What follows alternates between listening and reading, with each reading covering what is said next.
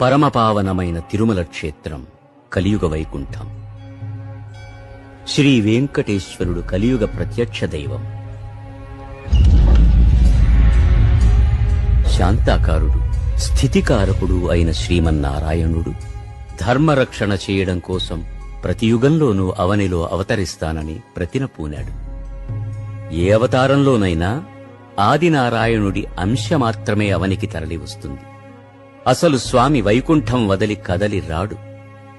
ఆ అంశారూపంతోనే త్రేతాయుగంలో శ్రీరామచంద్రుడై ఉద్భవించి ఉన్నత విలువలను ఉద్ధరించాడు.